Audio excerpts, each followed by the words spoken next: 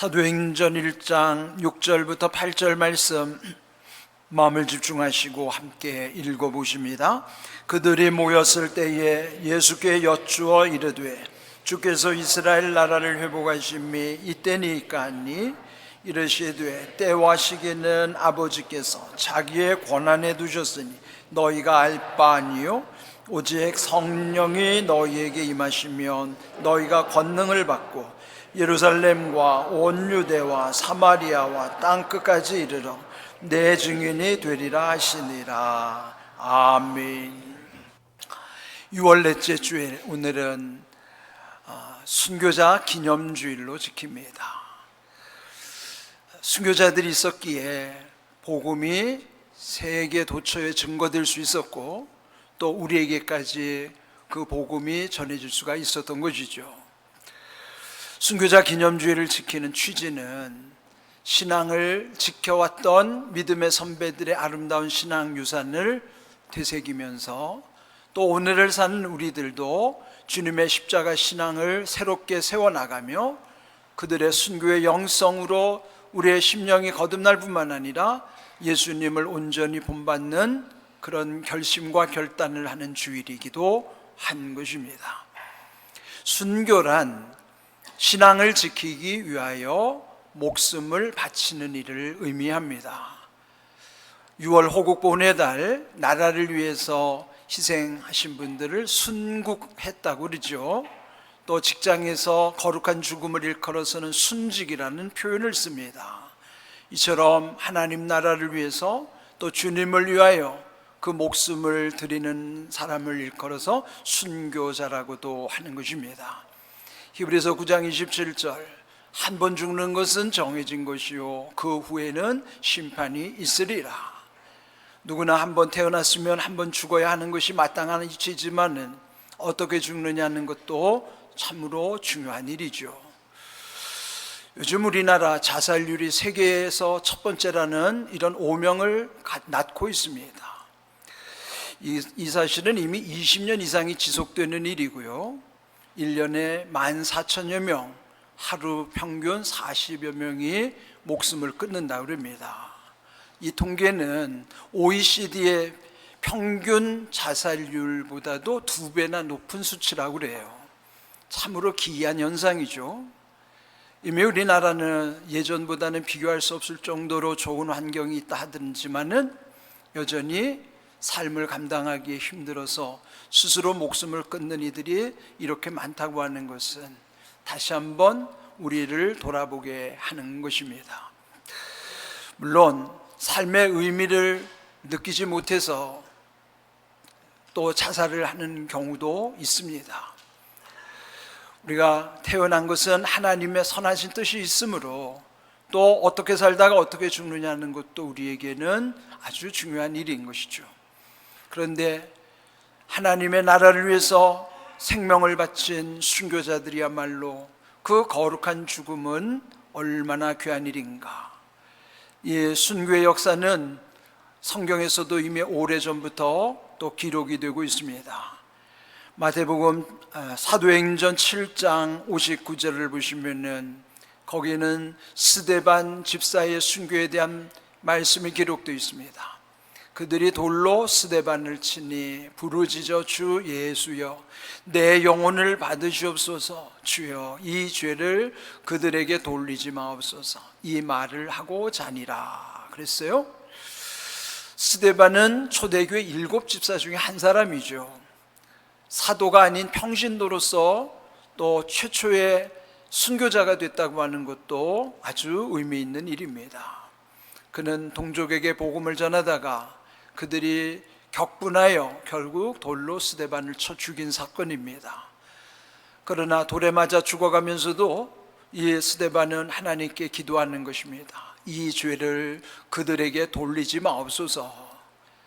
이 기도는 마치 예수님이 십자가에 달리실 때 그 첫 번째 주님께 드린 하나님께 올린 기도와도 맥락을 같이 하는 것이죠. 예수님도 십자가에 달리셨을 때 제일 먼저 구했던 기도는 아버지 저들의 죄를 용서하시옵소서. 저들은 자기들이 하는 일을 알지 못하나이다. 그렇게 기도했던 것처럼 비록 집사이긴 하지만은 스데반은 하나님께 그들에게 죄를 돌리지 말라고 기도했던 것입니다. 이 스데반의 순교를 여기서는 죽은 것이 아니라 잠이 들었다고 표현을 하는 것이죠. 기독교인에게 있어서 엄밀히 말하면 죽음은 없는 것이죠. 여기서 표현한 대로 잠이 들었다가 깨어나는 곳이 거기가 천국인 것입니다. 그러므로 우리 성도에게 죽음이라고 하는 게 끝이 아니라 천국에 이르는 과정이라 하는 것입니다. 사도행전 12장 1절에는 또 예수님의 12제자 중에 첫 번째 순교자가 기록이 되어 있습니다. 그때에 헤롯 왕이 손을 들어 교회 중에서 몇 사람을 해하려 하여 요한의 형제 야고보를 칼로 죽였다 그랬어요. 예수님의 12제자 중에 요한의 형제인 야고보도 결국 헤롯의 칼에 의해서 순교를 당하게 된 것입니다. 물론 여기에 또 그의 형제 요한은 순교하지는 않았지만, 그러나 요한을 제외한 나머지 12사도들은 당시 도처에 복음을 전하다가 다 순교의 제물로 드려지는 것이죠. 요한은 순교를 당하지는 않았지만은 살아있는 동안에 그가 당한 고통이, 복음을 전하다가 겪은 고통이 차라리 순교한 것보다도 더해졌기 때문에 또 요한을 일컬어서는 살아있는 순교자라고도 일컫는 것이죠. 초대교회로부터 복음은 이와 같이 무수히 많은 순교자들에 의해서 그 복음이 우리에게까지 전해졌다 하는 것입니다. 스데반이나 야고보처럼 그 이름이 기록된 순교자들도 있지만은 훨씬 더 많은 이름 없이 또 순교한 사람들이 있다는 사실을 우리는 기억해야만 하는 것입니다. 무명의 순교자들, 하나님은 그들을 외면하지 않으십니다. 계시록 6장 10절에 보면은 이름 없이 죽었던 그 많은 순교자들이 하나님께 탄원했던 기도의 내용이 나옵니다. 그들이 큰 소리로 이르기를 거룩하고 참되신 대주제여, 땅에 거하는 자들을 심판하여 우리의 피를 갚아주지 아니하시기를 어느 때까지 하시려 하나이까.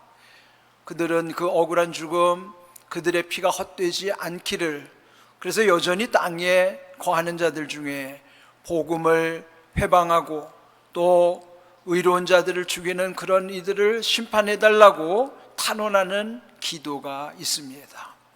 이에 대해서 하나님은 그들을 위로하시고 이렇게 응답하시는 것이죠. 각각 그들에게 흰 두루마기를 주시며 이르시되 아직 잠시 동안 쉬되 그들의 동무 종들과 형제들도 자기처럼 죽임을 당하여 그 수가 차기까지 하라 하시더라. 여기에 이 순교자들, 거기는 누구도 알아주지 않고 그 죽음에 대해서 관심을 기울이지 않았다 하더라도 하나님은 무수히 많은 그 무명의 순교자들을 위로하시는 내용이 나오는 거예요. 그들에게 흰 두루마기, 여기에 흰 두루마기라는 것은 성경에서 성도들이 마지막 입을 옷, 그것을 흰 세마포라고 그랬잖아요. 여러분, 우리가 이 땅에서도 옷이라는 것이 아주 중요한 역할을 하듯이 또 상징적인 의미로 천국에서 성도들이 입을 옷을 일컬어 흰 세마포, 그렇게 표현합니다. 세마포라는 것은 가늘게 짠 베옷이란 뜻이에요. 그는 여기 흰 두루마기 상징이 정결함과 그 거룩함, 그리고 하나님의 함께 하시는 위로를 상징하는 표현인 것처럼 우리도 하나님 앞에 서면은 이렇게 하얀 세마포, 하얗게 짠 가는 베옷, 가늘게 짠 베옷을 입는다는 것이에요. 그 영광을 생각한다 그러면은 우리의 마지막이 얼마나 감격스러운가를 상상할 수가 있겠죠. 그런데 흰 세마포 즉 가늘게 짠 베옷은 아무나 입는 옷이 아닙니다. 성도는 이 땅에서 사는 동안에 굵은 베옷을 입어야 할 때가 많아요. 천국에서는 가늘게 짠 베옷을 입지만은 이 땅에 사는 동안에는 굵은 베옷이 상징하는 바, 그것은 억울한 일을 당할 때, 하나님께 눈물을 흘려 기도할 때 입는 옷이기도 하지만, 때로는 우리 죄를 하나님 앞에 통회할 때 입는 옷이 굵은 베옷인 거예요. 그는 상징적 표현이긴 하지만, 우리가 이 땅에 사는 동안에 때로는 억울한 일을 당하고 또는 때로는 죄로 인하여 고통을 겪으면서 주님 앞에 부르짖어 기도할 때 입는 옷, 그 굵은 세마포가 마지막 때에는 흰 세마포, 가늘게 짠 베옷으로 바꿔 입게 된다는 것이에요. 그럼 여러분, 이 땅에 사는 동안에 때로는 힘든 일을 겪을 때마다 굵은 베옷을 떠올리십시오. 그리고 그 굵은 베옷이 훗날에 가늘게 짠 베옷과 바꿔 입는다는 사실도 또한 기억하시면서 위로를 얻으시기를 바랍니다. 근데 여기 중요한 사실은, 그들이 억울한 순교자들 할지라도 또 그들처럼 죽임을 당하여 그 수가 차기까지 기다려야 된다는 것이죠. 지금도 세계 도처에는 복음을 전하다가 순교하시는 분들, 신앙을 지키다가 억울하게 죽음을 겪는 이들이 또한 적지 않습니다. 우리가 사는 대한민국은 자유로운 신앙을 지닐 수 있지만은, 그래서 우리는 이 대한민국 땅에서는 순교할 수 있는 여건이 되지 않아요. 그렇지만은 여전히 세계 도처에서는 복음을 위하여 희생당하는 이들이 적지 않습니다. 그런데 앞서간 이 순교자들의 그 신앙이 점점 더해지고, 그리고 마침내 그 수가 차기까지 하나님은 그들로 하여금 잠시 동안 안식하라 명하시면서 그 수가 차기까지를 기다리시겠다고 말씀하고 계시는 것입니다. 오늘 읽은 본문 8절을 보시면은, 오직 성령이 너희에게 임하시면 너희가 권능을 받고 예루살렘과 온 유대와 사마리아와 땅 끝까지 이르러 내 증인이 되리라 말씀하셨어요. 이 말씀은 예수님이 하늘로 승천하실 때에 거기 남겨진 이들에게 하신 말씀입니다. 그런데 성령이 임하실 때에 권능을 받은 사람만이 그 예루살렘으로부터 온 유대 사마리아와 땅 끝까지 복음이 확장되고 확산되는 모습이죠. 권능이라는 것은 권세와 능력을 일컫는 표현이에요. 하나님 자녀됨의 권세와 성령의 충만함을 통해 주시는 능력이 권능이에요. 그러면 마침내 우리는 예루살렘으로부터 온 유대, 그리고 이방 땅인 사마리아, 마침내 땅 끝까지 이르러서 주님의 증인이 될 수 있다 말씀하시는 것이죠. 땅 끝이라고 하는 것이 바로 오늘 우리가 살고 있는 대한민국도 당시 복음의 원 지점에서 보면은 여기는 동쪽의 땅 끝이에요. 그래서 동쪽의 끝이라고 해서 극동이라고 그래요. 극동, 여긴 대한민국을 일컬을 때 극동이라는 표현이에요. 우리나라는 동쪽의 끝에 이르는 것이죠. 그런데 초대교회에 이렇게 성령이 충만한 사람들로 인하여 그들의 권능이 결국은 이 땅끝까지 복음이 전해지게 하는 비결인 것이에요. 근데 여기서 보면은 내 증인이 되리라라는 명령이 아니라, 만일 이것을 내 증인이 되라 라는 명령으로 주셨다면은 부담돼서 감당하기도 어렵습니다. 그런데 성령이 임하시고 권능을 받으면은 누구든지 주님의 증인이 될 것이라고 말씀하시는 것이죠. 여기서 오늘 주목해야 되는 말씀은 증인이라고 하는 표현이에요. 증인이라는 것은 내가 보고 들은 대로 말하는, 증언하는 사람, 증거자라는 표현이기는 하지만은 원래 헬라 원문의 뜻은, 이 증인은 마르투스라는 뜻이에요. 마르투스라는 것은 영어로 마터가 거기서 나온 말이에요. 마르투스, 마터라는 것은 순교자를 일컫는 표현입니다. 물론 주님의 증인이 되는 것, 그러나 더 깊이 생각해 보면은 주님의 순교자가 될 것이라고 하는 말씀인 것이죠. 이렇게 복음이 강력하게 전 세계에 미치게 됨으로써 결국 오늘 이렇게 하나님의 나라가 세계 도처에 이루어질 수 있게 된 것입니다. 이렇게 우리에게 전해진 믿음은 우리의 삶의 환경을 이기게 하시는 믿음이었어요. 히브리서 11장 33절, 그들은 믿음으로 나라들을 이기기도 하며 의를 행하기도 하며 약속을 받기도 하며 사자들의 입을 막기도 하며 불의 세력을 멸하기도 하였다 하는 것이죠. 믿음이란 우리의 능력으로 할 수 없는 것, 우리의 여건과 환경을 이기게 하시는 거예요. 그래서 믿음으로 나라들을 이기게 할 뿐만 아니라 다니엘과 같이 사자의 입을 막기도 하고 불의 세력을 멸하기도 하고, 이와 같이 여러분, 믿음이라는 것은 내 힘으로 감당할 수 없는 것을 이기게 하심으로써 승리하게 하시는 것이 믿음의 은혜예요. 여러분, 이기는 믿음이 얼마나 좋습니까?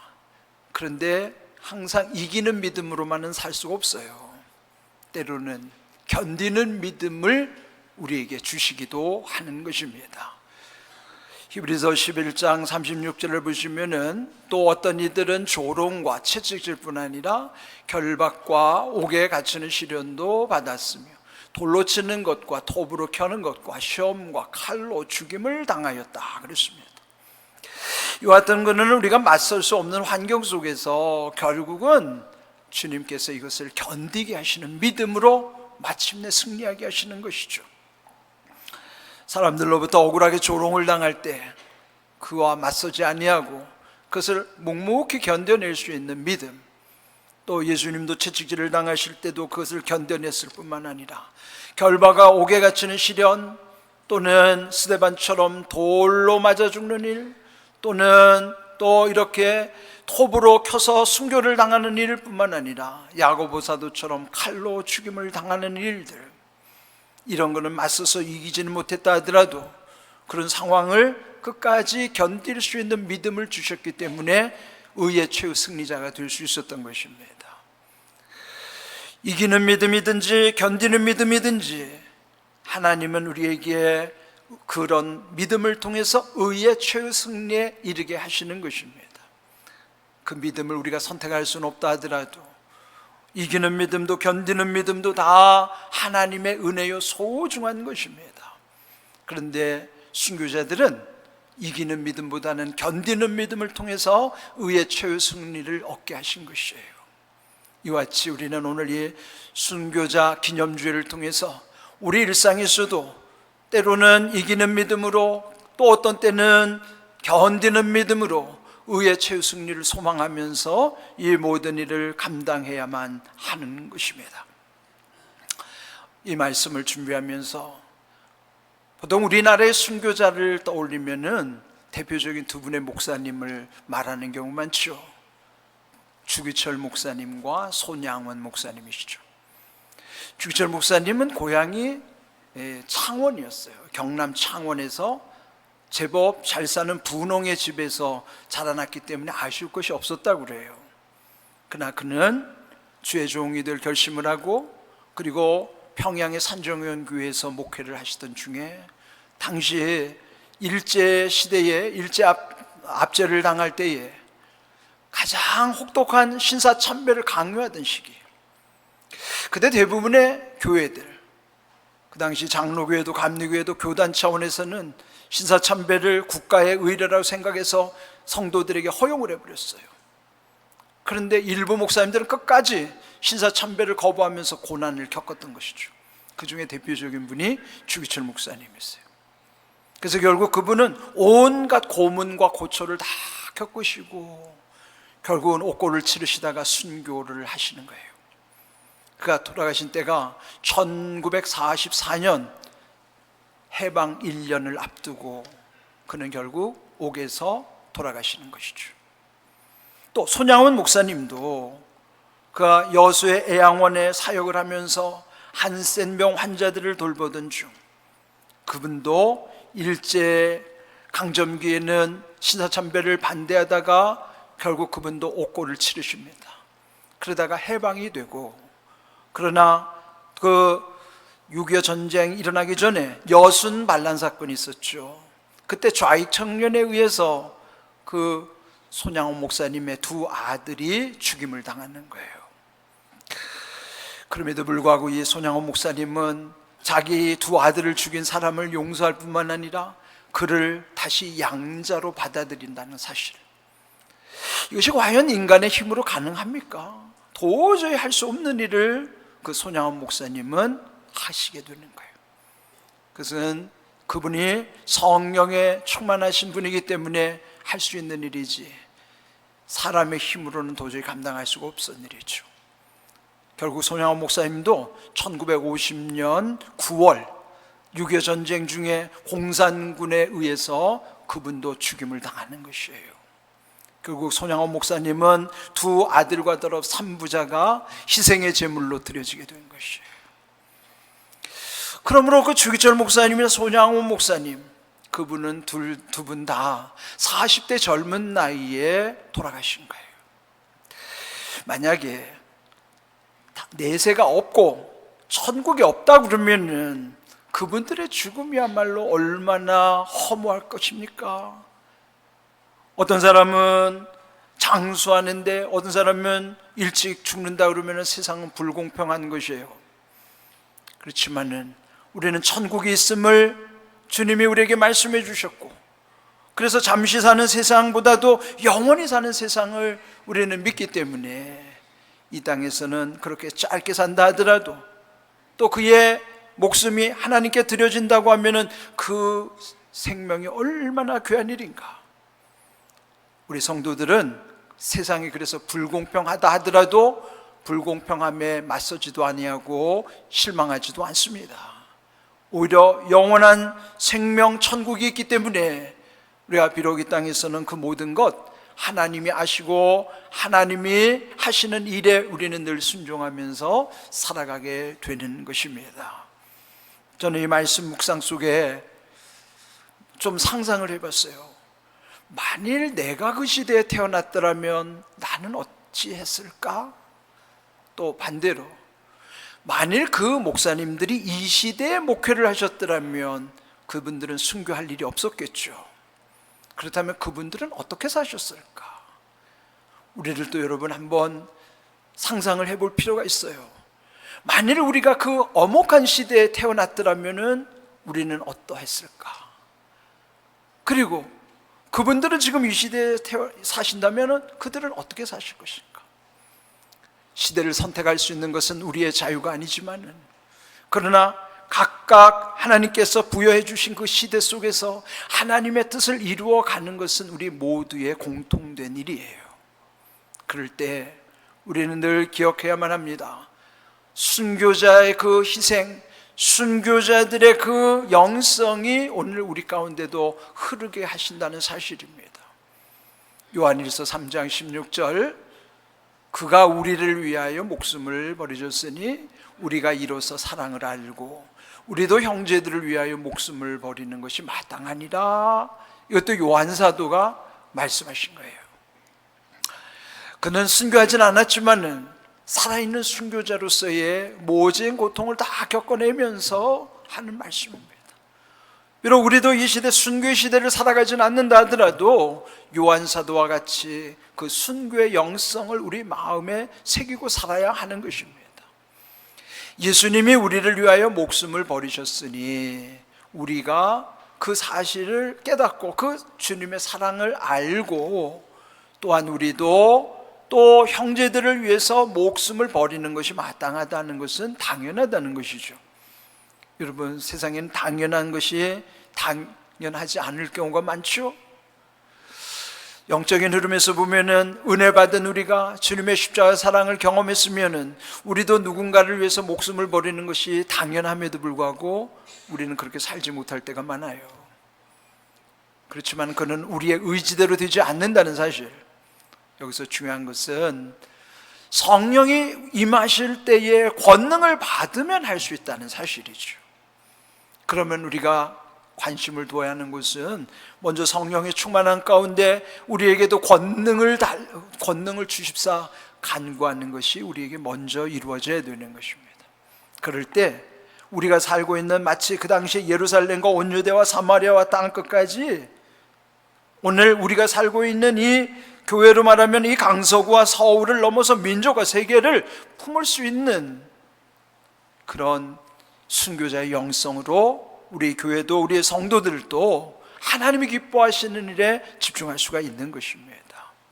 오늘 이 순교자 기념주일을 맞이하여 다시 한번 그 고귀한 희생 가운데 복음이 만방에 증거되고 그 복음의 은혜를 오늘 우리도 누리게 하신 것을 감사하면서 우리도 또한 요한 사도처럼 순교하지는 않는다 하더라도 순교의 영성으로 살아갈 수 있도록 우리 늘 성령의 충만한 가운데 권세와 능력, 그 권능을 구하시면서 우리 살아가는 과정 속에 마지막 죽음이 어떠해야 될 것인지, 우리 삶도 아름답지만 우리 죽음이 주님 앞에서 더 귀해질 수 있도록 이런 모두가 새롭게 마음에 새기시고 결심하는 이 순교자 주일, 순교자 기념주일이 될 수 있기를 주님의 이름으로 축복합니다. 아멘.